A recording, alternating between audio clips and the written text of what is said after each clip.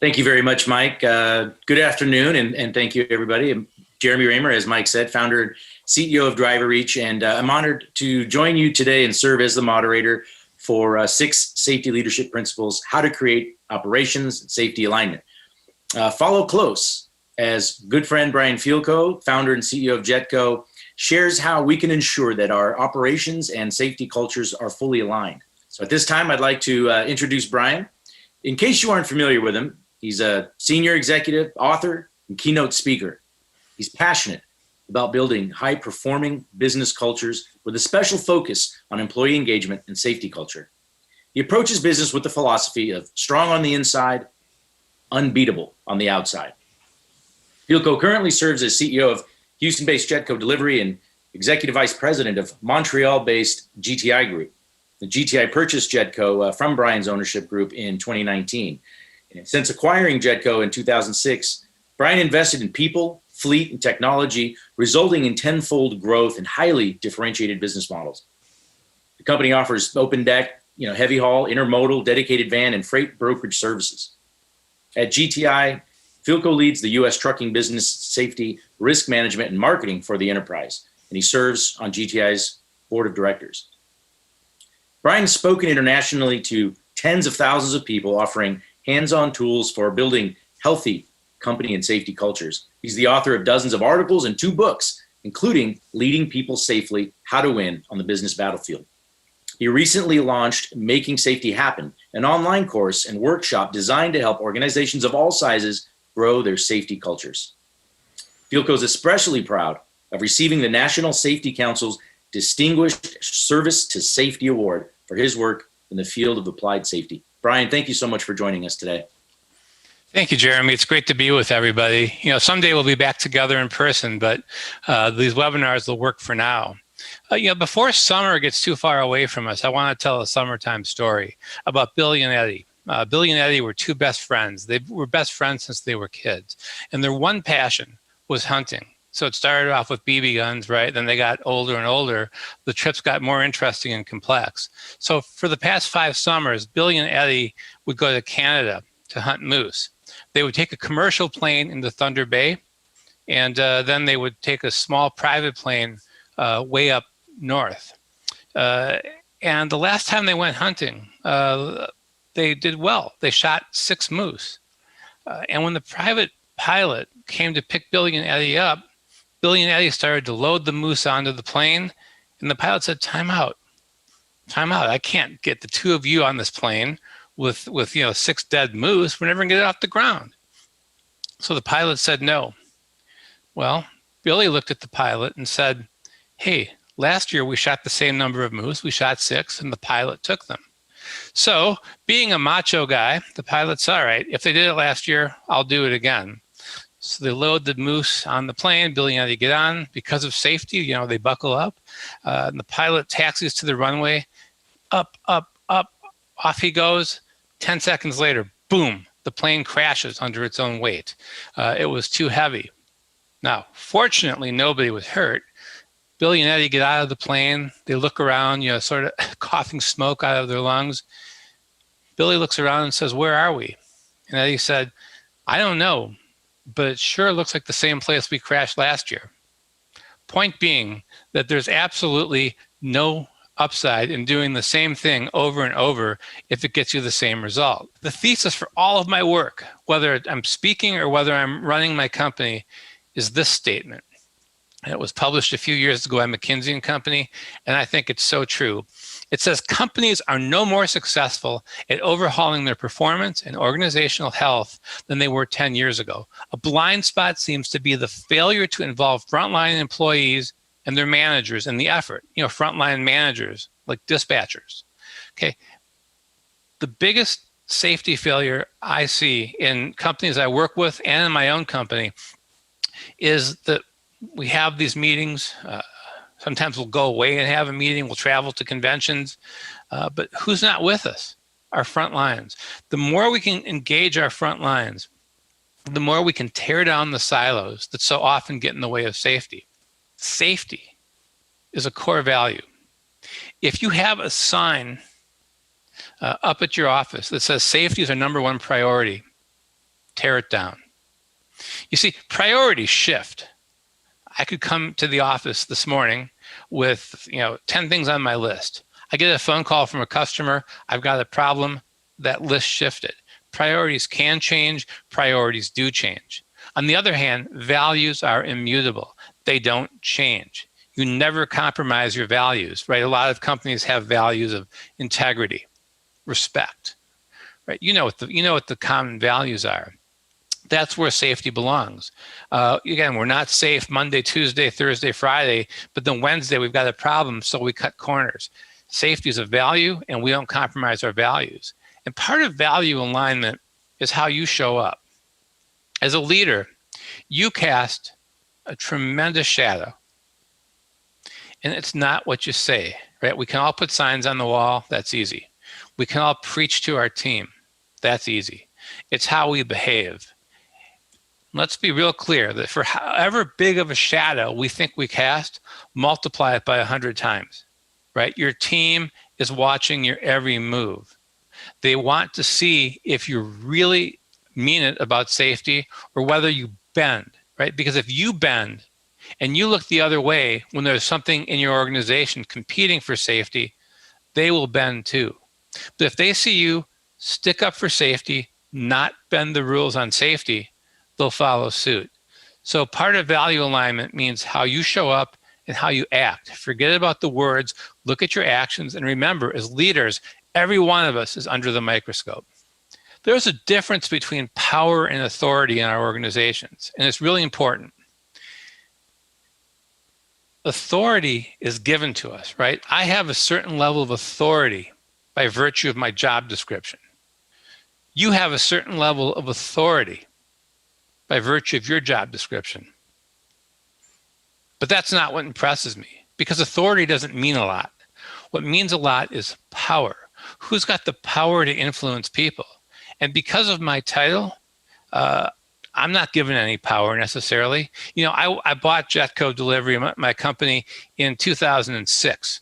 And the day I walked in, I guess I had the authority because I owned the company as of 24 hours prior. But that didn't give me any power. It didn't give me any credibility. It didn't give me any respect. See, power and respect, you have to earn it. And this is the key, is to find your power in the front lines. Who has the power in your front lines? That's the most important conversation you can have.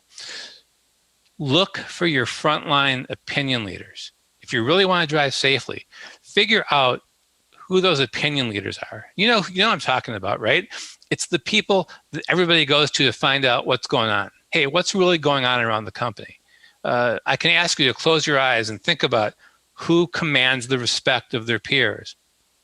Those are your opinion leaders. And the more you can engage your opinion leaders in your safety mission, the more the rest of the team will follow suit. So there's no right or wrong way to do this, but I'll tell you my story and how we moved the needle. In 2012, we asked our drivers to elect a driver committee. And the driver committee to this day is very active. The chairperson of the driver committee is involved in pretty much every decision we make when it comes to the governance of our company. And that driver committee helped us tear down the walls. It helped us break down the mistrust that can happen so often between our front lines and the office. If you can tear down those silos, break down the walls by bringing your opinion leaders in, then the word gets out. You see, it's not your choice whether or not you have opinion leaders. You have them. The question is, are they working for you or are they working against you? And when it comes time to make fundamental change in your company, maybe you're going to be investing in a new piece of technology, maybe you're adopting a new process, having those opinion leaders pulling for you versus pulling against you can be and is often the difference between success and failure. So this is the way that the progressive discipline folks, people that grew up in my era, were taught. You've been trained. And if you did as you were trained, you wouldn't make mistakes. You made a mistake. Therefore, you'll be punished. This doesn't work. If I was judged by this standard, I would have been fired, my first week on the job. I make a lot of mistakes, and so do you. So why hold our front lines to a standard that you and I probably can never live to? Now, let's look at a better way. You're human. Humans make mistakes. Here's the key. Was it an honest mistake or was it reckless behavior? That's the key inquiry if you want to build a healthy safety culture. If an employee made an honest mistake, and let's face it, most issues, most incidents fall into that category. You train, you look for opportunities to improve the system. Could be a systemic issue. It could be a training issue. You figure out why. Now, if it was reckless behavior, right? Go back to, my employee doing 50 miles an hour in a school zone. Look, I'm not waiting for strike 2 or strike 3. One strike, I've seen more than enough. You're gone. Okay. The key is when you look at an incident or something that went wrong, ask yourself, was it an honest mistake or a reckless behavior? Once you can answer that in your root cause analysis, you'll know how to deal with your employees. It is so much better and it is so much more effective than this crazy one-size-fits-all approach because this creates distrust. It makes people defensive. Hey, I've been here for 7 years. I've had a great 7 years. And they're throwing the book at me for this one mistake. Well, I'd say the employee is probably right, unless it was reckless behavior. This will get you sitting side by side with your employees, talking about what happened. Because at the end of the day, we're focused on prevention. We're focused on figuring out how to raise the bar, how to figure out what happened and prevent it from happening again. It's much more of that than as a blame game. Speaking of a blame game, we've also got to be honest about leadership dysfunctions that interfere with our operations and safety relationships. First of all, old school thinking.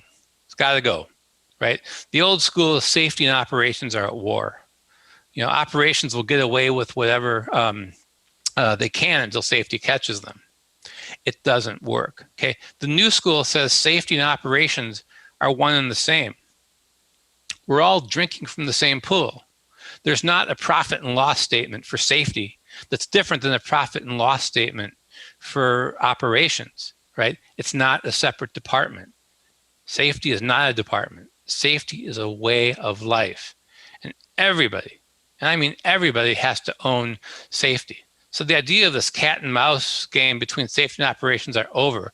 We're all pulling in the same direction, because if we're pulling against each other, things will fall through the cracks, and that's when bad stuff happens. The old school thinking is safety is a cost. Well, new school is that safety is an investment, and it pays huge dividends. Now, let me be real clear.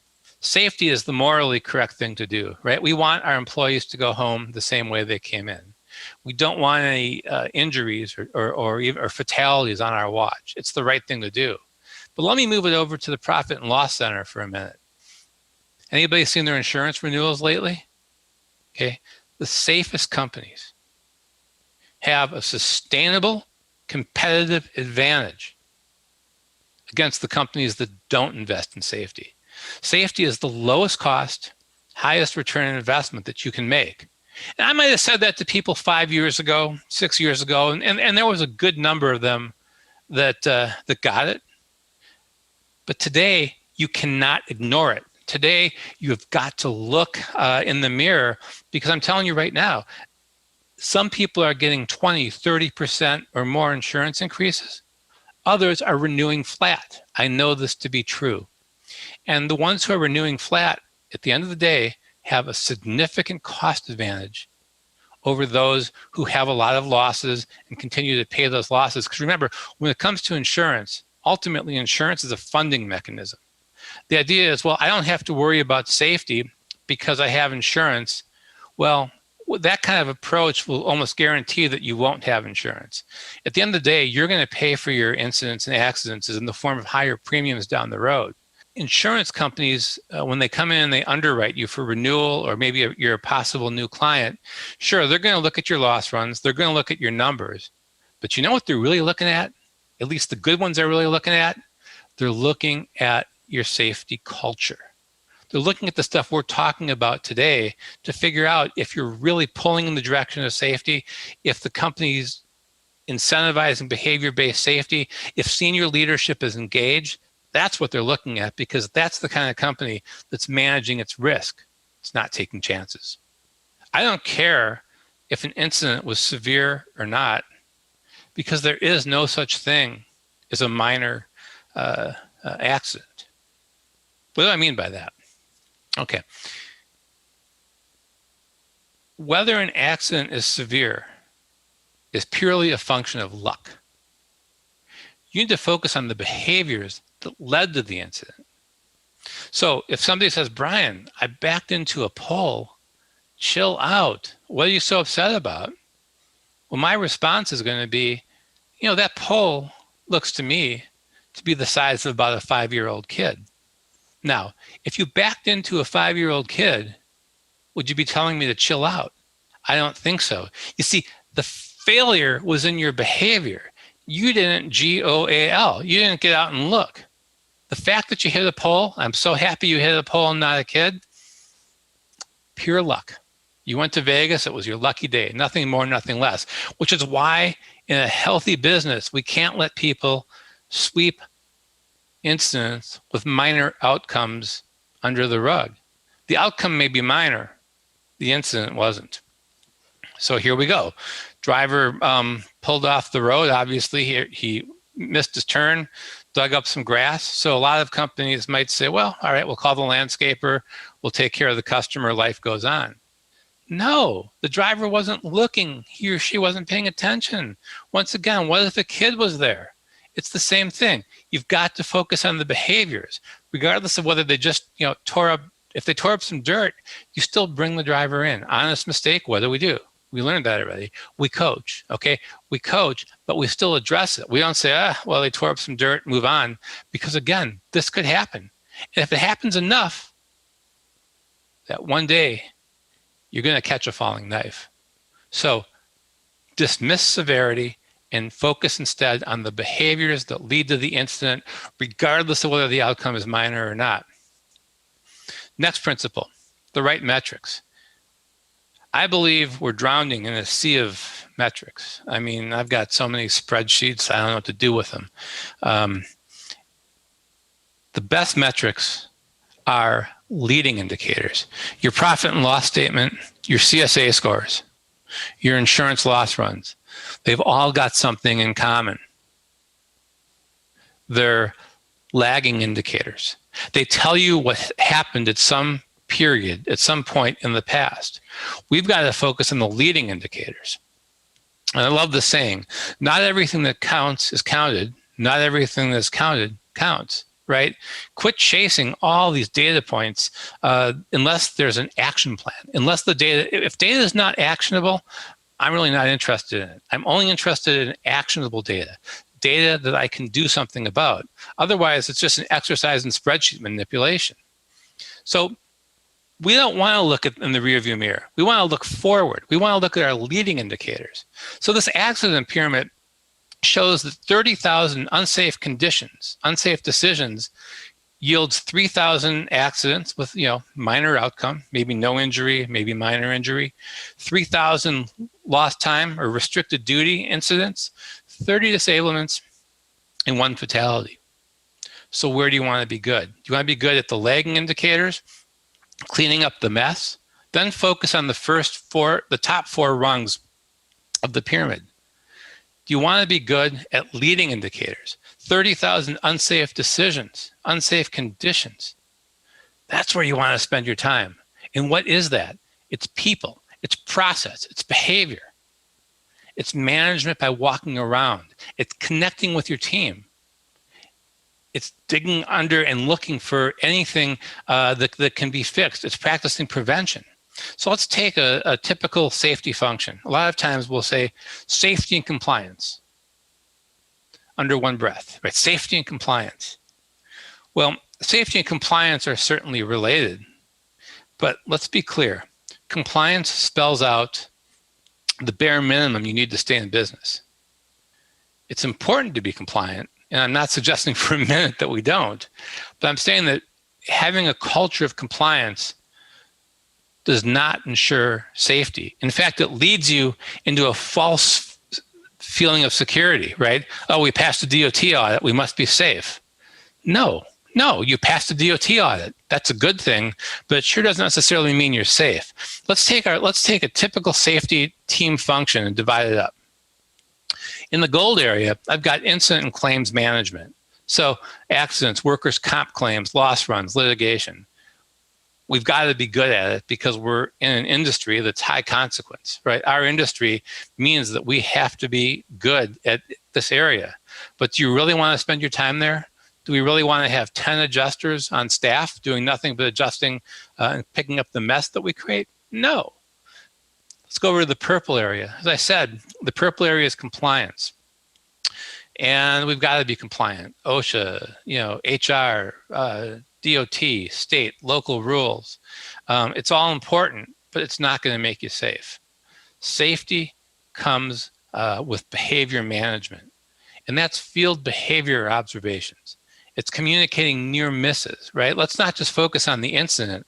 Let's focus on the incident that almost happened, capturing those close calls and then fixing the situation before something bad happens, making sure that we're all accountable, right? If you ask your team who's responsible for safety in this organization, and they say the safety director or my boss, we got a problem. If I ask my team who's responsible for safety in my company, the answer better be I am or everybody is. It's not delegated. We all have to own safety, from the C-suite to the mid-level management to the front lines. We've all got to be going in the same direction. Another example of behavior management is preventative maintenance. In a company, especially a larger company, you've got to have departments, right? You've got to keep things bite-sized. Silos are not departments. Silos are a way of thinking. The way of thinking is sort of, again, operations versus safety. If I have a safety problem that belongs to the safety department, not true. How did the silos get there? Well, we create our own silos. How do we create our own silos? Well, by who we invite to meetings. So for example, I used to have an operations team meeting on Monday and a safety team meeting on Tuesday. What would happen? Well, on Mondays, we would hear everybody complain about the safety team and how they're getting in my way. And Tuesday, we would hear about the operations team, how they're trying to get away with everything. And I'm like, you know what? My life's just too short for that. We don't have safety and operations meetings anymore. We have one meeting. Everybody's there. If there's an issue, we hammer it out in person, in real time, live. So if you have siloed meetings, don't be surprised if the company is behaving in a siloed way. Same thing with recognition plans. Now, this could be promotions, it could be rewards, it could be monetary, non-monetary. If my plan is only based on profitability or productivity, and it doesn't take into account safety, number of accidents, number of incidents, losses, why am I surprised? Why am I surprised when people are behaving in a way that safety doesn't matter? It's because I'm incentivizing them. I have made it clear that all you need to do is chase the bottom line. All you need to do is chase on-time metrics.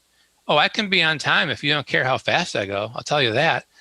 Safety must be it must anchor. It must be at the forefront of any bonus or advancement plans. Because if we can't get that done, nothing else really matters, because nothing in the organization can compete for safety. You see where I'm going, though, with the meetings and with the advancement plans? We've created our own silos. The biggest silo that we have to tear down is this. Operations is responsible for the execution of safety, and only operations. You cannot have a situation where there's a safety issue and we just kind of punt it to the safety department. Safety leaders, you teach, train, coach, mentor, ensure accountability. You are subject matter experts, but you cannot take the burden off of operations shoulders and say, oh, it's a safety issue, don't worry about it. You bring operations with you, but operations at the end of the day, and only operations, can execute on safety. Because after all, whose hands are on the wheels and levers? There's got to be an enterprise-wide understanding that operations own safety. And again, like I said before, it's not a department, it's a way of life. And as you're making change, right, whether you're doing well and want to get better or whether you're struggling, I've been there. I understand struggling. I also understand periods of good success. Focus on easy to implement, high value ideas. There may be some difficult ideas that are high value. That's great, but your team doesn't have the patience to wait for your 3-year plan, no matter how well written that 3-year plan is. Focus on the easy to implement, high value ideas. So just an example. When I bought my company, let's just say that our experience modifier was nothing to be proud of. So I did what I knew how to do. I went to Best Buy. I bought a big screen TV and I put it out. And I said, if we go this quarter without a lost time injury, somebody's going to win this. Everybody laughed. They said that TV will be there in 10 years. We gave it away. And then we gave away 8 more in a row. I could have given away a lot more given the insurance reductions that we received and the workers' comp dividends that we received. But it was easy, right? Easy things are rewards, recognition. And again, the non-monetary, man, that pat on the back for a job well done, it costs you nothing, but it'll make a person's day. It'll make their week to go home and say, you know what? I mattered. I was recognized. See, that's the kind of stuff that moves the needle on safety more than anything else. So focus on the easy, high-value ideas, especially if you're trying to get out of a rut. And then over time, you can migrate into more difficult, more complex ideas. But I have had the most success in driving my safety culture with things that people can get their arms around, things that can be implemented relatively easily. And you know what? If you get it wrong, if it's not perfect, so what? Try again. It's better to try than it is to sit there for several years and just analyze.